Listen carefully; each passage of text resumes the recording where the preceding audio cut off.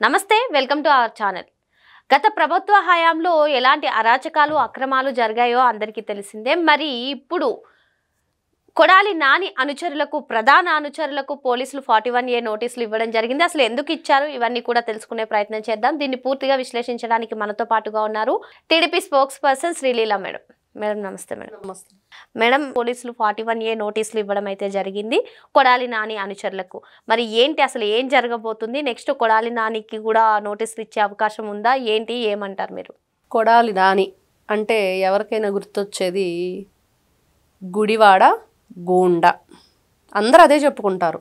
అతను చేసిన పనులు, మాట్లాడిన మాటలు, చంపేస్తాను, టచ్ చేసి చూడు, నరికేస్తాను, ఎవడు చెప్పాడు, నీ అమ్మ మొగుడు చెప్పాడా, ఈ పిచ్చి మాటలు.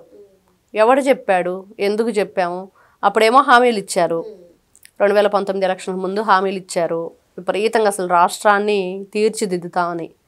బాగా తీర్చిదిద్దారు, అల్లా కల్లోలం చేసి సర్వనాశనం చేశారు రాష్ట్రాన్ని. జగన్ అండ్ కో వీళ్ళందరూ కూడా, పేర్ని నాని, కొడాలి నాని, వల్లభనేని వంశీ, వీళ్ళంతా బ్యాచ్ అంతా మామూలుగా ఉండదు. అంబటి రాంబాబు, ఈ రోజున కొడాలి నాని అసలు అతనికి ముఖ్య అనుచరులు. వీళ్ళంతా కూడా షాడోగా ఉంటాడు అతను దాంట్లో.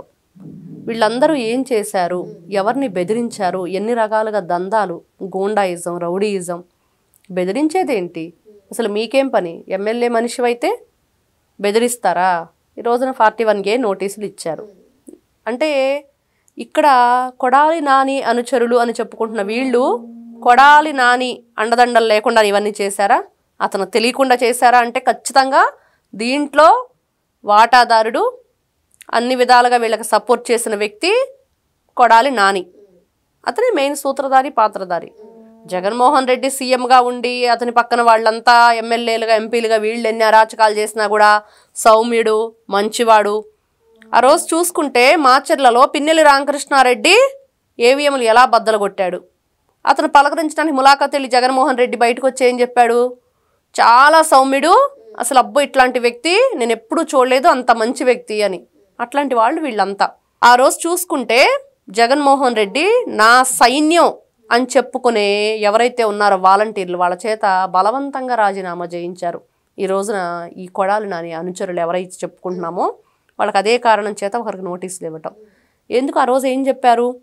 ఎదురు తిరిగారు. జగన్మోహన్ రెడ్డి అనే వ్యక్తి లేకపోతే ఎట్లాగా, రాష్ట్రానికి చాలా అవసరం. మేడం, మీరు అన్నట్టుగానే నాని హస్తం లేకుండా వాలంటీర్లను బలవంతంగా రాజీనామా చేయించడం అనేది ఇంపాసిబుల్ అని చెప్పి పలువురు అయితే అంటున్నారు. మరి ఇప్పుడు కూటమి ప్రభుత్వం అధికారంలోకి వచ్చిన తర్వాత ఈ వాలంటీర్ వ్యవస్థను ముందుకు తీసుకెళ్లేదు, ఆ జాబ్స్ ఇవ్వలేదు అనడాన్ని మనం ఏ విధంగా చూడాలి? వాళ్ళతో రాజీనామాలు చేయించి ఇప్పుడు జాబ్స్ అడగడం ఏంటి మేడం? అసలు ఒకప్పుడు వాలంటీర్లు మంచివాళ్ళు ఉన్నారు, చెడ్డవాళ్ళు ఉన్నారు. వాళ్ళ అధికారాన్ని ఏ విధంగా దుర్వినియోగం చేశారనేది ఇక్కడ ముఖ్యమైన విషయం. కూటమి ప్రభుత్వం వాలంటీర్లకు హెల్ప్ అవ్వట్లేదని వైఎస్ఆర్సీపీ ఏ విధంగా దుష్ప్రచారం చేస్తుందో, అసలు వాలంటీర్లు అనేవాళ్ళు ఏ విధంగా ఉపయోగకరంగా ప్రజలకు ఏ విధంగా ఉన్నారు, వాళ్ళ విధిని ఏ విధంగా దుర్వినియోగం చేశారు అనేది కూడా మనం ఇక్కడ చూసుకోవాలి.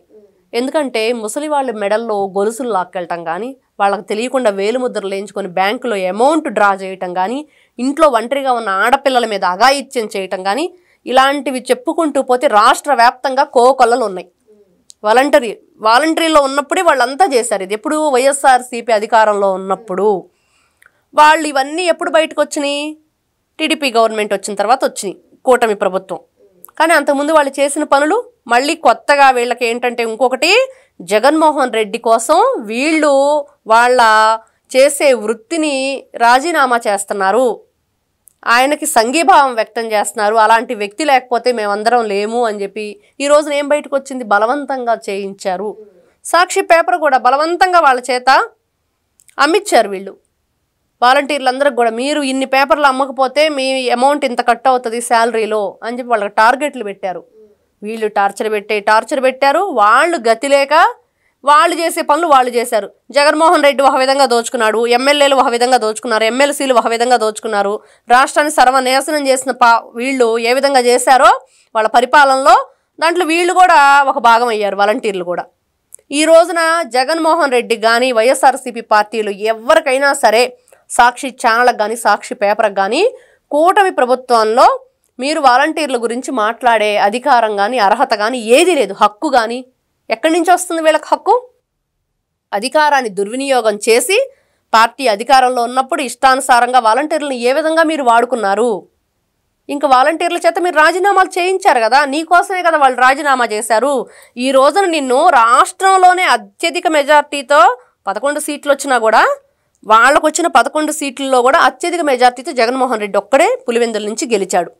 మరి అట్లాంటి వ్యక్తి నువ్వు ప్రజాప్రతినిధిగా ఉండి ఒక ఎమ్మెల్యేగా ఉండి నీ ప్రజల గురించి నువ్వు మాట్లాడకుండా మాట్లాడితే పోయి బెంగళూరు ప్యాలెస్లో కూర్చుంటున్నావు.